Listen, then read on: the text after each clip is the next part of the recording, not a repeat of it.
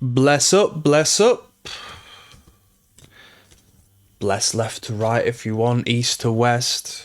But I wouldn't recommend blessing down. This isn't the place for that.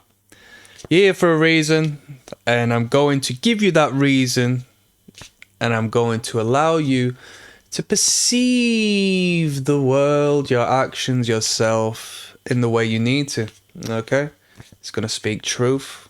Albeit momentarily, it should be potent enough to give you reason and understanding to take up and pursue that which is important. Don't thank me, it's just what the cards are going to say, and they're going to say this. What we have before us is the Two of Wands. Okay? Two represents duality. The wands represent energy, fire, direction, the phallus per se. It's a masculine principle. Have a look at where you are and where you're going. Take a moment to breathe, have foresight, and utilize the energy of the fire beneath your souls to move on forwards and do what you need to do. Okay? As you can see, the individual in question is holding on to one of the two wands, developing a degree of stability off of doing so, whilst pondering the world within his hands, not the world underneath his feet, not glancing into the distance obscured by buildings or scenery. He is looking from the furthest retracted point to pull himself together and garner an opinion of what needs to be done next. To be done next. Don't take it into question that you should not act upon doing what you need. You know what you need to do, as the ones represent action. Yes, the ones represent the phallus. What does the phallus do? It takes action. All right, it's not the receptive protocol. All right, it's a symbol of masculinity, and in masculinity, it's a symbol of will. All right, that's not to say if you are a lovely, beautiful lady that you can utilize the inner masculine, as Carl Jung would call it, the animus. Okay, it's quite simple. We do have an inner masculine and feminine, and this represents a degree of masculinity.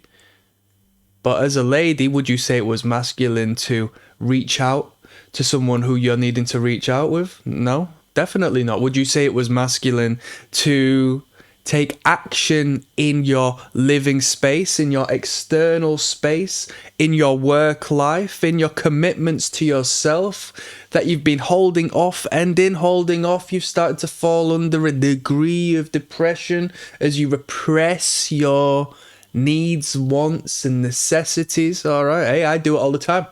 And I know how I feel. So not only do we have the one wand, we've been pulling the Ace of Wands as of recent, which represents the one, the all. This still represents the all, just as opposed to it being represented in one, it's been represented in two. A duality, yes? When we take our motivation and we can't find the strength to muster on, we go from the left to the right. In relation to the hemispheres of the brain, we go from the logical thinking, strategical, numeric thinking. It exhausts us. We turn to the right-hand side of the hemisphere, which will provide us creative thinking. Right, we need to switch up, we need to change. This is the duality of us as humans, represented in the number 2. Shall we see if there's anything else worth talking about? The King of Swords. All right, once again, emphasizing a masculine entity, but not necessarily masculine in gender, more so in the energy and the underlying principle that it represents. The sword represents communication. I have a feeling that there's people you need to speak to. We as a social animal generally just walk into rooms and engage, and that's how life is formed, right? From a societal basis, from a element of success, whether it be in relationships, whether it be in business, whether it be in left, right, or center. All right, it's just a bunch of people walking into rooms and talking to each other, whether that be online or whether that be in the material plane. Go and engage, be regal in your discussion, be self-certified, because you yourself are of your own aristocracy. Don't ever think it's anything other than that. Yeah.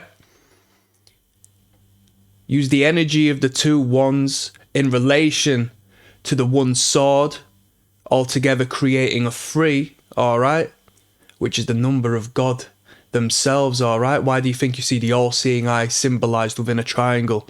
Okay, the Trinity of Christianity, the Trimurti of Hindu religion, it comes in 3s, yeah. Affirmation of today is, I will get it done. So leave a comment down below if you've gotten this far. Drop a like. Hey, even subscribe if you're not familiar. Yeah, I'm going to be uploading regular. Peace.